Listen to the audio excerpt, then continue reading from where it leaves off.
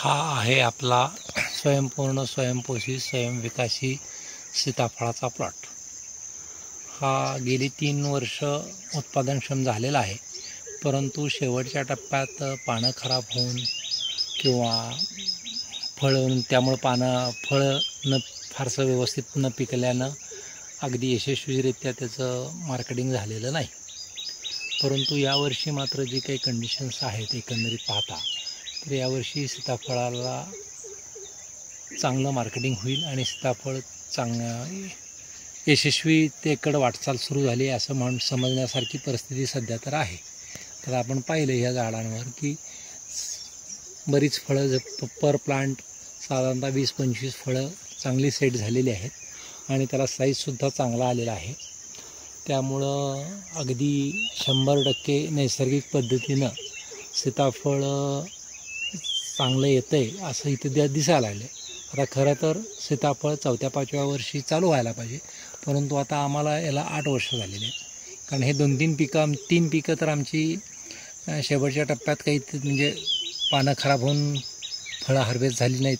ही जी काही कारणं आहेत त्याच्यामागं माझं स्वतःचं मला असं दिसतं आहे की पूर्वी जे काही ज्याला आपण शेती करताना ज्या काही गोष्टी करत असतो त्यातल्या बऱ्याचशा गोष्टी ह्या इतक्या निसर्गविरोधी असतात की जेव्हा परत आपण निसर्गाची स्वयंपूर्ण स्वयंपोषी स्वयंविकासी सिस्टीम जेव्हा चालू करायचा प्रयत्न करतो किंवा ती होईल अशी अपेक्षा करतो, तेव्हा जे पूर्वीचे केलेले जे काही कृती असतात त्याचे दुष्परिणाम नष्ट व्हायला बरीच वर्ष लागतात। आता आमच्याकडे इथे ह्या सीताफळाचा जो 15 एकराचा प्लॉट आहे हा संपूर्णपणे द्राक्षाची शेती होती। मग द्राक्ष जेव्हा होती आमच्याकडे त्यावेळेस आता ते बंद करून सुद्धा 15 वर्ष झाली खरं तर, पण 15 वर्षापूर्वी भरपूर मोठ्या प्रमाणात एकरी 16 पोती DAP टाकणे, 8 पोती SOP टाकणे, द्राक्षासारखं नाजूक पीक असल्यामुळे त्याला प्रचंड प्रमाणात कीटकनाशकं फार वापरत नव्हतो आपण, निंबोळी तेल वापरायचो, पण बुरशीनाशकं वापरली जायची। बुरशीनाशकामध्ये कॉपर वापरलं जायचं, सल्फर वापरलं जायचं। मग आता लक्षात येते की ह्या ज्या अशा काही कृती आहेत त्या कृती जमिनीतल्या सूक्ष्मजीव सृष्टीसाठी खूपच हानिकारक आहेत। ग्लायफोसेटचा वापर मोठ्या प्रमाणात होता आणि त्यामुळं मग आम्हाला जे अपेक्षित यश मिळायला खूप वेळ म्हणजे 2-3 वर्ष एक्स्ट्रा लागली असं दिसतंय।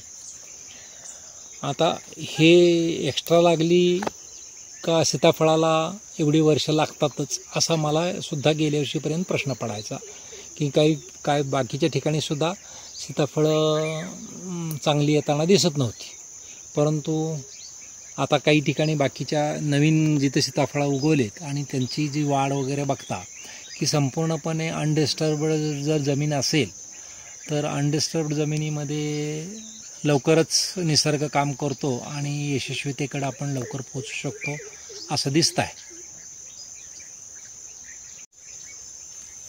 तर ही जी झाडं आहेत 2 सीताफळाची झाडं दिसत आहेत, ही 2 वर्षापूर्वी जे सीताफळ हार्वेस्टिंग केलं होतं आणि त्याची क्रेट इथे ठेवली होती, त्यातली काही मग जास्त पिकलेली वगैरे सीताफळं इथं पडली होती, त्यामुळे त्याच्या बियापासून उगवलेलं हे 3 वर्षाचं झाड आहे साधारणतः। आता ह्या पद्धतीनं 3 वर्षात जर संपूर्णपणे नैसर्गिक पद्धतीनं सीताफळ येत असतील तर सीताफळ नैसर्गिक पद्धतीनं चांगल्या पद्धतीने येतं आहे असं आपण ह्याच्यावरनं मी म्हणतो आहे।